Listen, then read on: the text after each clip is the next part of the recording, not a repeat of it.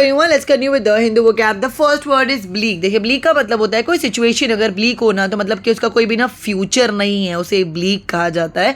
यानी कि स्थिति बहुत ज़्यादा खराब हो, बुरी हो या तो निराशापूर्ण हो। तो इसका सिनोनिम क्या हो जाएगा? ड्रेरी। एंटोनिम क्या हो जाएगा? चीयरफुल। आप इसे अपनी सेंटेंस में यूज़ कर सकते हैं। The economic outlook is bleak. The next one is grim. देखिए ग्रिम का मतलब होता है कि जनरली हम लोग ना पर्सन के लिए यूज़ कर सकते हैं। कोई पर्सन अगर बहुत ज़्यादा सीरियस हो, कभी हंसता ही नहीं हो या हंसती ही नहीं हो ना, तो उसे ग्रिम कहा जाता है। तो इसका सिनोनिम क्या हो जाएगा? स्टर्न। एंटोनिम क्या हो जाएगा? जेंटल। आप इसे अपने सेंटेंस में यूज कर सकते हैं।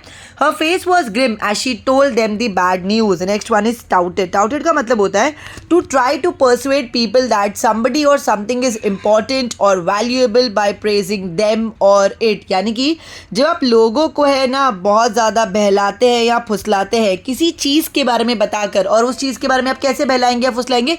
उस पर्टिकुलर चीज़ की ना तारीफ करके, यानी कि उसका ना एडवर्टीजमेंट करके उसे टाउटेड कहा जाता है। तो इसका सिनोनिम क्या हो जाएगा? एडवर्टाइज। आप इसे अपने सेंटेंस में यूज कर सकते हैं। The product is touted as being completely natural. The next one is primacy. Primacy का मतलब होता है कोई चीज़ अगर बहुत ज़्यादा या सबसे ज़्यादा इंपॉर्टेंट होना तो उसे प्राइमेसी कहा जाता है। The fact of being pre eminent और मोस्ट इंपॉर्टेंट। तो इसका सिनोनिम क्या हो जाएगा? प्रायोरिटी। आप इसे अपने सेंटेंस में यूज कर सकते हैं।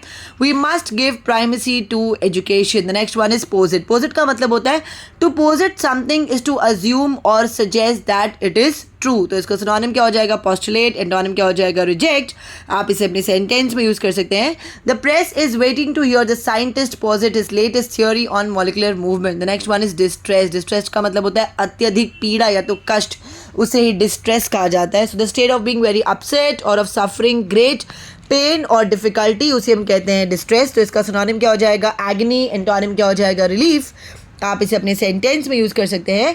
Many of the horses were showing signs of distress at the end of the race. Next one is stagnate. Stagnate का मतलब होता है कोई चीज़ में अगर ना प्रोग्रेस नहीं हो रहा है ना, या उसमें ना गति नहीं है, मतलब स्पीड नहीं है, तो उसे स्टैग्नेट कहा जाता है।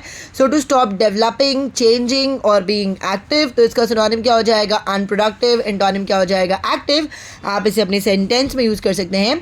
If we do not evolve we stagnate and rot. The next one is shortcoming. Shortcomings का मतलब होता है दोष या दुर्बलता, फॉल्ट, वीकनेस, उसे शॉर्टकमिंग्स कहा जाता है। तो इसका सिनोनिम क्या हो जाएगा? डेफिशिएंसी। एंटोनिम क्या हो जाएगा? मेरिट। आप इसे अपनी सेंटेंस में यूज कर सकते हैं। Not being punctual is his greatest shortcoming. The next one is leverage. Leverage का मतलब होता है leverage is the ability to influence situation or people so that you can control what happens, उसे leverage कहा जाता है। तो इसका सिनोनिम क्या हो जाएगा? influence। एंटोनिम क्या हो जाएगा? weakness। आप इसे अपने सेंटेंस में यूज कर सकते हैं। his function as a mayor affords him the leverage to get things done through attending committee meetings। the next one is cohort। cohort का मतलब होता है आपके एसोसिएट्स, उसे कोहोर्ट कहा जाता है। यानी कि a cohort is a group of people who are of the same age or around the same age, उन्हें हम कहते हैं कोहोर्ट। आप इसे अपने सेंटेंस में यूज कर सकते हैं। She and her cohorts were arrested for shop lifting. The next one is engender. Engender का मतलब होता है उत्पन्न होना, क्रिएट करना, उसे कहा जाता है एनजेंडर। तो इसका सिनोनिम क्या हो जाएगा? क्रिएट। एंटोनिम क्या हो जाएगा? रिस्ट्रिक्ट। आप इसे अपने सेंटेंस में यूज कर सकते हैं। The vice president speech did not engender confidence in his judgement. Next one is emphasise. Emphasise का मतलब होता है किसी चीज पर विशेष बल देना, उसे ही एम्फसाइज कहा जाता है। So to show that something is very important or worth giving attention to. तो इसका सिनोनिम क्या हो जाएगा? री इन्फोर्स। एंटोनिम क्या हो जाएगा? Deemphasise. आप इसे अपनी सेंटेंस में यूज कर सकते हैं। All the arguments and counter arguments serve to emphasise the controversy surrounding this disease. Next one is intervention. इसका मतलब होता है इंटरफियर करना, हस्तक्षेप करना, उसे ही इंटरवेंशन कहा जाता है। आप इसे अपनी सेंटेंस में यूज कर सकते हैं।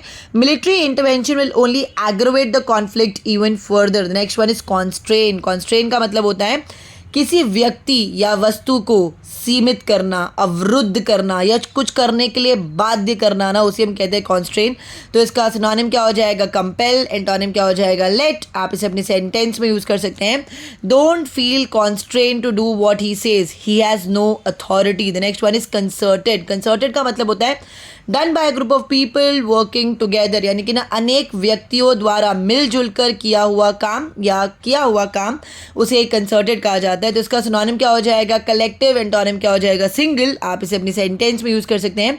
There has been a concerted campaign against the proposal. The next one is overarching. Overarching का मतलब होता है कोई चीज़ अगर सबसे ज़्यादा महत्वपूर्ण हो, वो इसलिए महत्वपूर्ण है क्योंकि वो सब चीज़ को ना इन्फ्लुएंस कर रहा है, तो उसे ओवर आर्किंग कहा जाता है।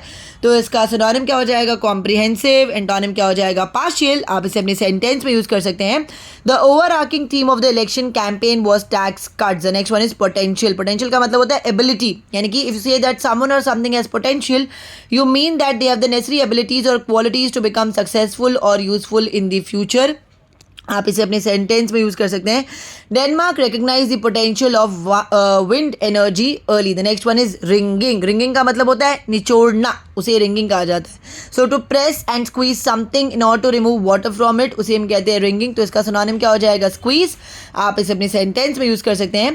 That bill collector is willing to do anything to wring money out of deadbeats. The next one is juxtapose. Juxtapose का मतलब होता है if you juxtapose two contrasting objects, images or ideas, you place them together or describe them together so that the differences between them are emphasized, उसे कहा जाता है juxtapose। आप इसे अपने सेंटेंस में यूज कर सकते हैं।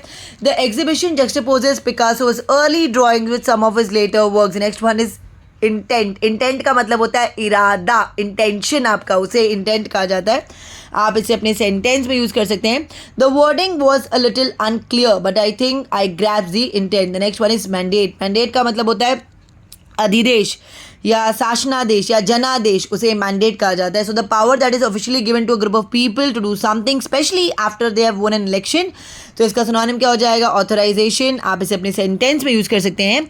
The committee has given a mandate to reform the process for admitting applicants to the university. That's it for today. अगर आपको वीडियो अच्छा लगा तो इसे लाइक करें, शेयर करें, कॉमेंट करें, साथ ही साथ मेरे चैनल को सब्सक्राइब करें। Thank you.